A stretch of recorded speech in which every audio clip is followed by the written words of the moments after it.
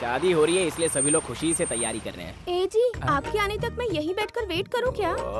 छोड़ ना जाने मन, शादी करेगी। सर इन्हें कुछ और वक्त चाहिए। वो तो इसने यूं ही कहा था, इसकी आंखें कह रही है अभी शादी करेंगे, है ना जाने आपकी मन। शादी के पहले हमें यहाँ एक धमाका करना है। चलिए सर।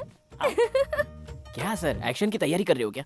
और क्या कर सकता हूँ लक्ष्मी? सच्चाई बताने में ही भलाई है सर। उस दिन आपने सच कहा तो मैंने विश्वास किया क्या सर? देखते जाइए सर, ये लोग खुद उस लड़के को हमारे साथ भेजेंगे। देखना मेरा जादू। आइए सर, नमस्ते। नमस्ते नमस्ते भाई। शादी में आए हैं ना? शादी रुकवा कर लड़के को यहाँ से उठाकर ले जाने के लिए आए हैं। मैंने कहा था ना, सच कहूंगा तो कोई नहीं मानेगा। अच्छा तुम कौन हो? मैं दुल्हन का छोटा भाई हूँ और वो बड़े भाई हैं और वो दुल्हन मेरी बहन। अच्छा तो दूल्हे का कमरा कहाँ है? वो ऊपर है सर। आइए सर। रुकने वाली शादी की तैयारी में इतने सारे लोग जुटे हुए हैं, ये देखकर हमें बहुत दुख हो रहा है सर।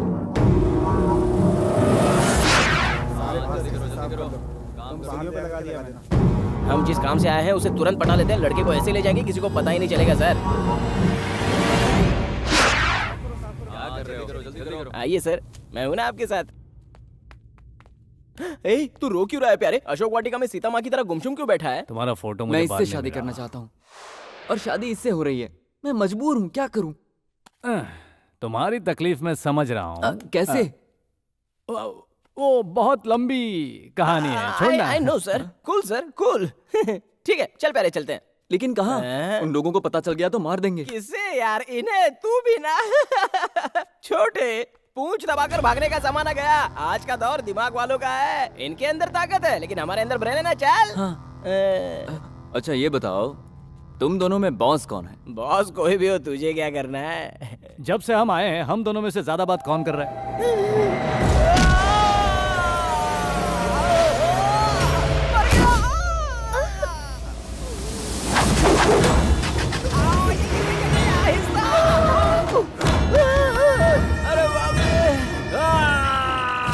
मुझे बचाओ सर, मुझे बचाओ सर। आप मेरी मदद के लिए भगवान बनकर आए। Thank you sir. अगले जन्म में मैं आपका बेटा बनकर इस एहसान का बदला चुकाऊंगा। ये मैं सीरियसली कह रहा हूँ सर।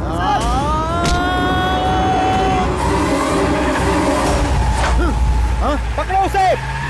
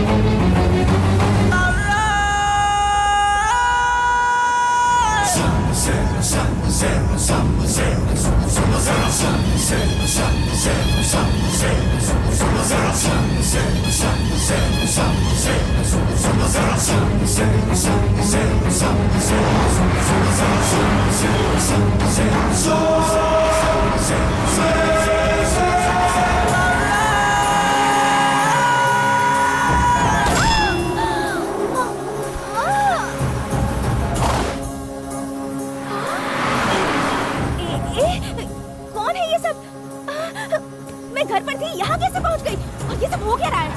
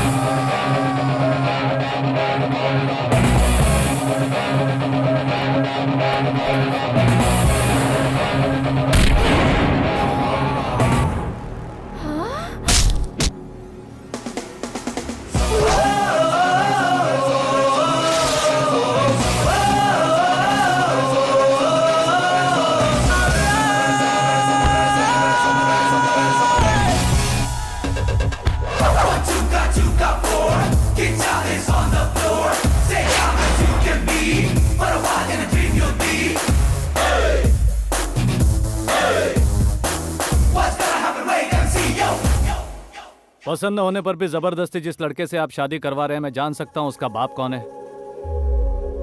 ओके, ये जो लंबे बाल वाला पीछे पड़ा धूल चाट रहा है, उसका बाप कौन है? तुम हो? हमारे बचवा को एक थप्पड़ का मार लिया तो बहुत ज्यादा रौब दिखा रहे हो। देखिए वीरप्पा जी, एक पुलिस ऑफिसर को उसकी पहनी हुई खाकी ड्रेस की वजह से ही रोब आता है। जब एक नेता को चुनाव में खड़ा करके जिताकर जब नायक बनाते हैं, तब उसके पीछे खड़ी जनता को देखकर ही उससे रौब आता है। लड़कियों को उनके पीछे खड़े लड़कों को देखकर रौब आता है। लेकिन मेरे पीछे जो लोग खड़े हैं वो कैसे चलते हैं, ये देखने के बाद ही डिपेंड होता है कि मेरे अंदर रौब आएगा या नहीं। अब आप बताइए, आपको किसके बल पर इतना रौब है? बैजुआ ये है हमार मदमस्त हाथी।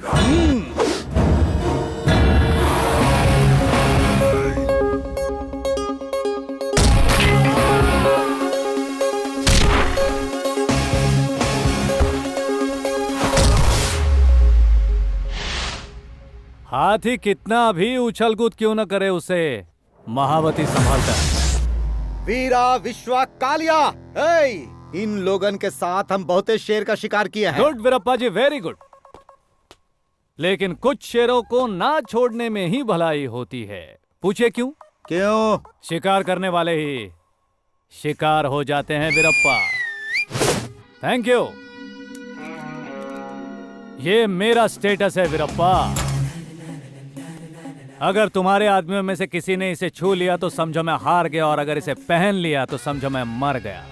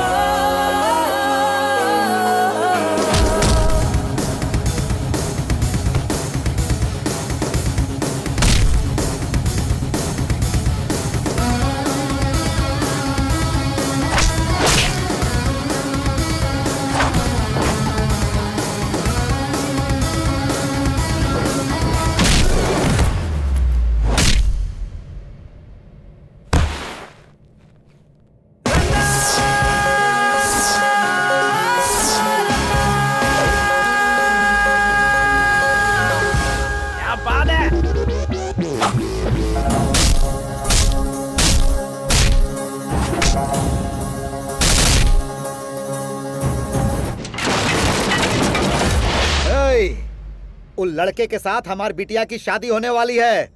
तू ये गलत कर रहा है। तुम्हारी बेटी का हाथ पकड़ने के लिए वो तैयार है कि नहीं, ये पूछे बिना उसकी शादी कर रहे हो। जबरदस्ती उस लड़के से शादी करवा दी तो ससुराल में भी वो मरेगी। नुकसान किसका बताइए? एक बात बता रहा हूं, ध्यान से सुनिए। बेकार में किसी के लफड़े में जाने से पहले जरा ये सोच लीजिए, आपसे कोई जबरदस्ती उलझता है तो आप उसकी बैंड बजाइए। देखिए, मैं बिंदास ब्रूसली की तरह हूं। फर्क सिर्फ इतना है कि वो हिंदुस्तानी नहीं है और मेरी नाक चपटी नहीं है, और छोटी छोटी आंखों वाला देश का नहीं हूं। लेकिन एक बात पे गौर कीजिए, बोलने का स्टाइल और देने का पंच सेम टू सेम है महाशय। हिंदुस्तानी स्टाइल में वार्निंग देने का अपना एक अलग ही स्टाइल है भाई। इतना बड़ा फैसला लेने के लिए तुमने एक ड्राइवर के साथ डिस्कस किया? ये बात तुम्हें अपने माँ बाप को बतानी चाहिए थी। सर वो तुम चुप रहो, चुप रहो। आखिर ये कौन है, कहाँ से आया, इसका बैकग्राउंड क्या है, ये पता लगाना चाहिए या नहीं? ये सब जाने बिना क्या अचानक फैसला कर लिया जाता है? क्या बोलती हो सरस्वती? प्यार करना कोई शर्म की बात नहीं है और शादी करने पर गोली नहीं चलाई जाती। हमारे घर में इंसान रहते हैं, राक्षस नहीं रहते।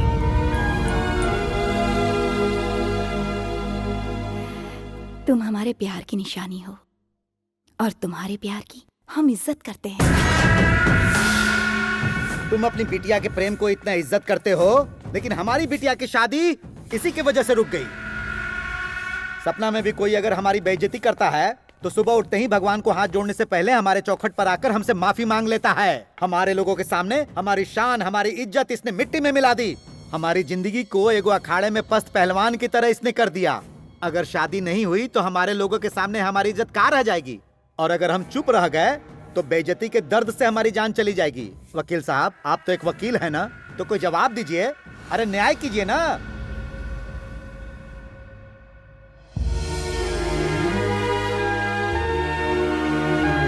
आपको जिसने छाछ ला कर दी है वो मेरी छोटी बहन है। बहुत अच्छी जगह रिश्ता देखा था, बहुत ही बड़ा घर था।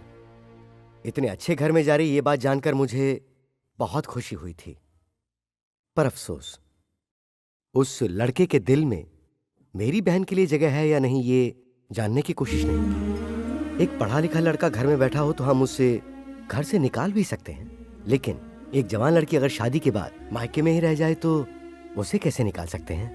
एक पकवान बनने के बाद अगर उसमें मक्खी भी गिर जाए तो हम उसे फेंक देते हैं ना। अब जरा सोचिए, जो लड़का आपकी बच्ची से प्यार ना करता हो उसे उसके पल्ले बांधना, ये तो नाइंसाफी होगी। देखिए वीरप्पा जी, आपकी लड़की की शादी के लिए जितना खर्च हुआ है मैं उसे अपनी बेटी की शादी समझकर आपको देने को तैयार हूं। इस वीरप्पा की शान को तुम खरीदने की कोशिश कर रहे हो? हाँ, कितना दोगे बताओ? हटो हटो पीछे हटो, चलो। ये पेड़ पौधे काटने के लिए है, इंसान काटने के लिए नहीं है। अगर तुझे किसी को काटना है तो इसे काट। इसी ने सब कुछ किया है। हमारे घर की बेटी की आड़ में ये हमारी कब्र खोदेगा। इस घर का हर एक इंसान बहुत अच्छा है, इसीलिए आपको बिठाकर पानी के लिए पूछा।